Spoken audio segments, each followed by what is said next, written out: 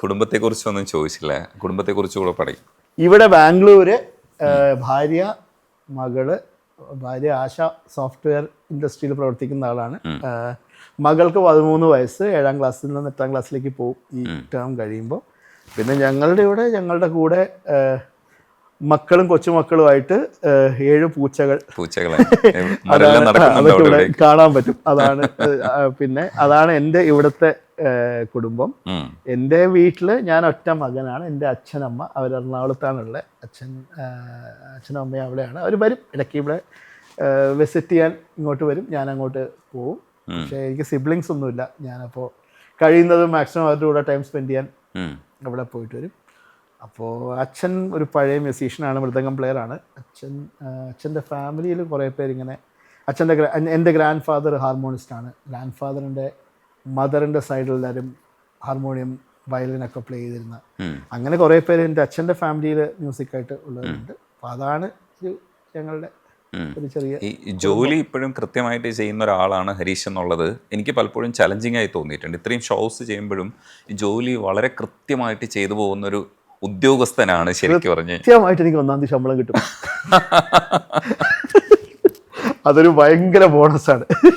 ഇത് 1ാം തീയതി ആ SMS കിടക്കുന്ന ശബ്ദം കേൾക്കുമ്പോൾ കിട്ടുന്നൊരു സന്തോഷമുണ്ടല്ലോ എൻ്റെ സാറേ എന്നൊക്കെ പറഞ്ഞ പോലെ. അതുകൊണ്ട് അല്ല, ജോക്സ് എപ്പാട്ട്, ഞാനിപ്പോൾ 23ാമത്തെ വർഷമാണ് സോഫ്റ്റ്വെയർ ഇൻഡസ്ട്രിയിൽ. ഞാൻ 2002 തൊട്ട് ഇൻഡസ്ട്രിയിൽ പ്രവർത്തിക്കുന്ന ആളാണ്. കമ്പനിയിൽ ലീഡിംഗ് പൊസിഷനിലാണെന്ന് അറിയാം. ഇപ്പോൾ ക്രെഡ് എന്നുള്ളൊരു കമ്പനി, ഞാൻ അതിൻ്റെ ഫൗണ്ടിങ് ടീമിൻ്റെ മെമ്പറാണ്. ഡിസൈനും മാർക്കറ്റിങ്ങും നോക്കി നടത്തുന്നത് ഇപ്പം ഞാനാണ് ആ ടീമിൻ്റെ കാര്യങ്ങൾ നോക്കുന്നത്. ഇതിന് മുന്നേ ഒരു 2-2.5 കൊല്ലത്തോളം ഗൂഗിൾ ഇന്ത്യയിൽ പ്രവർത്തിച്ചു. പിന്നെ ഒരു 10 വർഷത്തോളം അഡോബി, നമ്മൾ ഫോട്ടോഷോപ്പും കാര്യങ്ങളൊക്കെ ചെയ്യുന്നത്, അതിൽ 10 കൊല്ലം പ്രവർത്തിച്ചു. മിന്ത്രയിൽ കുറച്ചാലും പ്രവർത്തിച്ചു. പിന്നെ ഫ്രീ ചാർജ്, സ്നാപ്ഡീൽ, ആ 2 സ്റ്റാർട്ടപ്പുകളിൽ കുറച്ചാലും പ്രവർത്തിച്ചു. അപ്പോൾ ഞാൻ ഇപ്പോൾ ഈ മ്യൂസിക്കിൻ്റെ സീൻ വിട്ട് കഴിഞ്ഞാൽ എൻ്റെ ഈ IT ഇൻഡസ്ട്രിയിലുള്ളവർ ഭൂരിപക്ഷം എന്നെ അറിയുന്നതൊരു എൻജിനീയർ, ഡിസൈനർ എന്നുള്ള നിലയ്ക്കാണ്. പലർക്കും എനിക്ക് തോന്നുന്നത് ഈ ഒരു സീനിലുള്ള പലർക്കും എനിക്കൊരു മ്യൂസീഷ്യൻ കരിയർ ഉണ്ടെന്ന് അറിയുന്നവരും അറിയാത്തവരും തന്നെ കുറേ പേരുണ്ട്. എന്ന് വെച്ച് കഴിഞ്ഞാൽ ആ ഒരു രീതിക്ക് ഒരു ഓവർലാപ്പും ഇല്ല. ഞാൻ പാടുന്ന സ്ഥലങ്ങളിലൊന്നും അവർ വരില്ല, ഞാൻ പാടുന്ന പാട്ടിലല്ല അവർ കേൾക്കുന്നത്. അങ്ങനെ ഇപ്പോൾ ഹരീഷ് പാടുമോ എന്ന് ഒരുപാട് വർഷം എന്നെ അറിയുന്ന ആളുകളൊക്കെ ചോദിച്ചിട്ടുണ്ട് റീസെൻ്റ്ലി. അപ്പം അതേപോലെ തിരിച്ച് എന്നെ മ്യൂസിക്കലി അറിയുന്ന പലർക്കും എനിക്ക് ജോലി ഉണ്ടെന്നുള്ള കാര്യം അറിയില്ല. അത് ഏറ്റവും വലിയ കോമഡി, ഞാനത് ഫേസ്ബുക്കിൽ പോസ്റ്റ് ചെയ്തിട്ടുണ്ടായിരുന്നു. ഞങ്ങളുടെ കമ്പനി മറ്റേ 2021 IPL നമ്മുടെ കമ്പനി സ്പോൺസർ ആയിരുന്നു. അപ്പോൾ അതിൻ്റെ ഒരു ഭാഗമായിട്ട് ഇതിൻ്റെ പ്രൈസ് ഡിസ്ട്രിബ്യൂഷൻ സ്പോൺസറിൻ്റെ ഭാഗമായിട്ട് ഒരാൾ പോകണം. അപ്പോൾ ഞാനാണ് പോയത്. അപ്പോൾ ഞാൻ കമ്പനിയുടെ പ്രതിനിധിയായിട്ടാണ് പോയത്. ഇപ്പോൾ പോയി അത് TV വന്നു.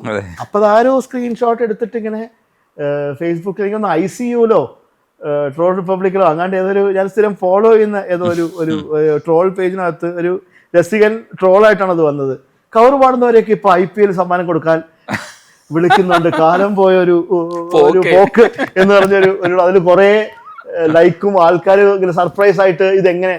അപ്പം അതിൻ്റെ താഴെ ഞാൻ പോയിട്ട് ഇങ്ങനെ പറഞ്ഞാന്ന്, കുറച്ച് പൈസ IPL നമ്മൾ അങ്ങോട്ട് കൊടുത്തായിരുന്നു സ്പോൺസർഷിപ്പായിട്ട്. അതിൻ്റെ ഒരു ഭാഗമായിട്ട് എനിക്കൊരു അവസരം തന്നതാണ്. കവർ പാടിയതിന് തന്നതല്ല. അതിന് കിട്ടിയ കോടികൾ എന്ന് പറഞ്ഞ് ഞാനൊരു മുണ്ടിൻ്റെ കുറേ പടം എടുത്ത് ഇങ്ങനെ പോസ്റ്റ് ആയിരുന്നു. മറ്റേ ഇത്രയും കോടി അലവാറക്കകത്ത് വെച്ചിട്ടുണ്ട്, ബാക്കി കോടിയൊക്കെ കമ്പനി കൊടുത്തതാണ്, നമ്മുടെ അല്ല എന്നുള്ള രീതിക്ക്. ഇത്രയും കാര്യങ്ങൾ ചെയ്തിട്ടും ഹരീഷ് ഇതിനകത്ത് സജീവമാകുമ്പോഴത്തേക്ക് നിങ്ങൾക്ക് ഇത്രയും ടൈം എവിടെന്നാ? അതൊരു രസമല്ലേ. കാരണം നമ്മൾ ഏറ്റവും കൂടുതൽ ആളുകളുമായിട്ട് നമ്മൾ ടച്ചിലിരിക്കുന്നത് സോഷ്യൽ മീഡിയ. ഫേസ്ബുക്ക് ഭയങ്കര ടോക്സിക് ആണ്. ഇപ്പോൾ ഞാൻ കഴിയുന്നതും ഫേസ്ബുക്ക് ഇപ്പോൾ ഒഴിവാവലാണ് പതിവ്. എന്ന് വെച്ചാൽ എന്നെ കൊണ്ട് ഡീൽ ചെയ്യാൻ പറ്റുന്ന ടോക്സിസിറ്റിയേക്കാളും കൂടുതൽ എന്ന് വെച്ചാൽ ഒരു പ്രായഭേദമന്യേ ഒരു കൊച്ചു പിള്ളേരെ പോലും അങ്ങ് ക്യാരക്ടർ അസോൾട്ട് ചെയ്ത് കൊല്ലുന്ന തരം മാനസിക വൈകല്യമാണ് ഫേസ്ബുക്കിൽ. ഇൻസ്റ്റഗ്രാം പൊടിക്ക് ഭേദമാണ്. പക്ഷേ ഇൻസ്റ്റഗ്രാമിൽ ഈ ആൾക്കാരൊക്കെ കൂടെ ക്രോസ് ഓവർ ചെയ്ത് വരുന്നുണ്ട്, പേടിയാവുന്നുണ്ട് അതുകൊണ്ട്. പക്ഷേ ഫേസ്ബുക്കിലുള്ള ഒരു നെഗറ്റിവിറ്റി കാണുമ്പോൾ ഉപേക്ഷിക്കാൻ പലപ്പോഴും തോന്നാറുണ്ട്. പിന്നെ തോന്നുന്നു യുവന്മാരൊക്കെ ഇവിടെ ഉള്ള സ്ഥിതിക്ക് നമ്മളും കൂടെ അവിടെ നിൽക്കണം എന്ന് തോന്നുന്നതുകൊണ്ട് അവിടെ നിൽക്കുന്നു. നമ്മുടെ പ്രസൻസോടെ അല്ലല്ല, കാരണം ഇവർ അല്ലെങ്കിൽ പിന്നെ ഇവർ ഈ പറഞ്ഞ പോലെയാണ്, ഭയങ്കരമായിട്ട് നരേറ്റീവ് ബിൽഡ് ആവുന്ന ഒരു പ്ലാറ്റ്ഫോമാണ് ഫേസ്ബുക്ക്. ഭയങ്കര ഡേഞ്ചറസ് ആയിട്ട് നെഗറ്റീവ് ബിൽഡ് ആവുന്ന ഒരു പ്ലാറ്റ്ഫോമാണ്. കാരണം ഒട്ടും ബോധമില്ലാത്ത ആൾക്കാർ മോബ് മെൻറ്റാലിറ്റിയിൽ പ്രതികരിക്കുന്ന, അതുപോലെ ഒരു വലിയ മറ്റേ ഈ വെട്ടുകിളി വേട്ടയാടൽ ചെയ്യുന്ന ഒരു പ്ലാറ്റ്ഫോമാണ്. ഞാൻ പറയണ്ട, നിങ്ങൾ മീഡിയ ഇൻഡസ്ട്രിയിലുള്ള ഒരു സീനിയർ വ്യക്തി എന്നുള്ള നിലയ്ക്ക് താങ്കൾക്ക് ഇത് അറിയാം. കുറവാണ്. ഫേസ്ബുക്ക് നിർത്തിയ അവസ്ഥയാണ്. വല്ലപ്പോഴും ഞാനിങ്ങനെ എനിക്ക് ട്രിഗർ ആകുമ്പോൾ ആരെങ്കിലും പോയി ഒന്ന് ട്രിഗർ ചെയ്യണമെന്ന് തോന്നുമ്പോൾ ഞാൻ മലയാളത്തിലൊരു പോസ്റ്റ് ഇടും. അത് എക്സ്പെക്ട് ചെയ്ത പോലെ തന്നെ ട്രിഗർ ആവും.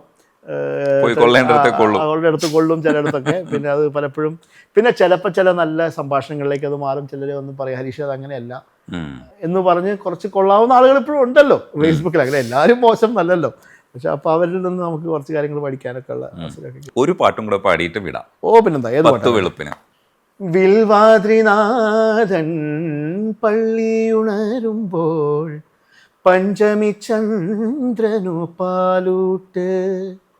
വിൽവാദ്രിനാഥൻ പള്ളിയുണരുമ്പോൾ പഞ്ചമി ചന്ദ്രനു പാലൂട്ട്. വള്ളുവനാട്ടിലെ സുന്ദരി പെണ്ണിന് കല്ലടിക്കോട്ടുന്ന കല്യാണം. 10 വെളുപ്പിന് മുറ്റത്തു നിൽക്കണ കസ്തൂരി മുല്ലയ്ക്ക് കാതുകുത്ത്. എൻ്റെ കസ്തൂരി മുല്ലയ്ക്ക് കാതുകുത്ത്.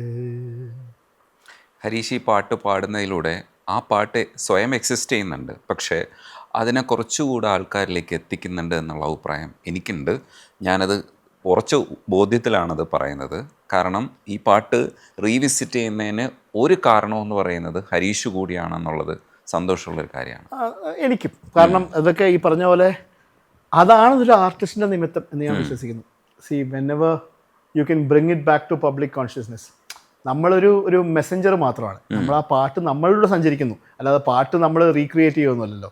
ആ ഒരു മെലഡിയും ആ ഒരു പാട്ടും ഇപ്പം എൻ്റെ വോയിസിലൂടെ സഞ്ചരിച്ചു, അത് നാളെ വേറൊരു വോയിസിലൂടെ സഞ്ചരിക്കും. സഞ്ചരിച്ച് ആ പാട്ട് ഇമ്മോർട്ടലായിട്ട് എനിക്ക് എന്തൊരു സന്തോഷമാണെന്നറിയോ. ഈ ചെറിയ റിയാലിറ്റി ഷോയിലെ 10, 17, 16 വയസ്സുള്ള പിള്ളേരൊക്കെ ഈ പാട്ട് പാടുക എന്ന് പറഞ്ഞാൽ അവരൊന്നും ജനിച്ചിട്ടില്ല. ഈ പാട്ട് വരുമ്പോൾ 2000-ലും 2003-ലും ജനിച്ച കുട്ടികളൊക്കെ ഈ പാട്ട് ഇപ്പോഴും പാടുന്നതൊക്കെ എക്സാമ്പിൾ. ആ പാട്ടൊക്കെ ഇമ്മോർട്ടലാണ്, അമരത്വം നേടിക്കഴിഞ്ഞ പാട്ടുകളാണ്. അതിൻ്റെ ഒരു വാഹകനായി, ഒരു മെസ്സഞ്ചറായിട്ട് ഞാനും ഉണ്ട്. ഇനി മുമ്പോട്ടേക്കും ശബ്ദവും ചെവിയും അനുവദിക്കുന്ന കാലം വരെ ഒരു മെസ്സഞ്ചറായിട്ട് ഉണ്ടാവും. തീർച്ചയായിട്ടും അങ്ങനെ തന്നെ തുടരട്ടെ.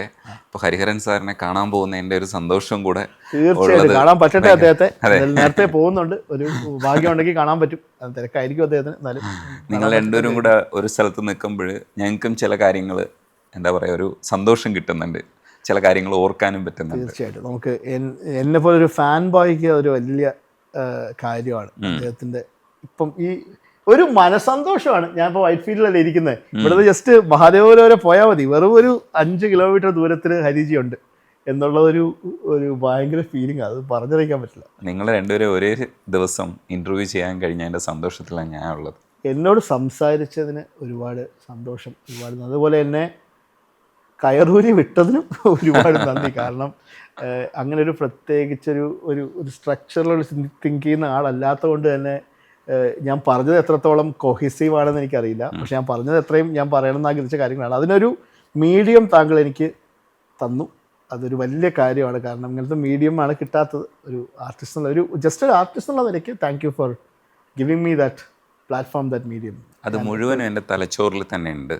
കാരണം അത് അങ്ങനെ തന്നെ ഫോളോ ചെയ്യാനാണ് ഞാൻ ആഗ്രഹിക്കുന്നത്. അങ്ങനെ തന്നെ ഓപ്പണപ്പായിട്ട് നമ്മൾ ഡിസ്കഷൻസിൽ പങ്കെടുക്കുന്നതാണ് ഇതിൻ്റെയൊക്കെ മുന്നോട്ട് പോക്കിന് നല്ലതാണ്. അങ്ങനെ തന്നെ സഞ്ചരിക്കട്ടെ. അതുപോലെ thank you for doing this. Wish you all the very best. ഇതൊരു വലിയ പ്രസ്ഥാനമാണ്. ഇങ്ങനെ തന്നെ ഒരുപാട് സമയം മുമ്പോട്ടേക്ക് പോകാനും കുറേ പേരെയൊക്കെ ഇങ്ങനെ സംസാരിച്ച് അവരുടെ പെർസ്പെക്റ്റീവ്സ് മുമ്പിലേക്ക് നമ്മളിലേക്ക് എത്തിക്കാനും സാധിക്കട്ടെ. Thank you so much.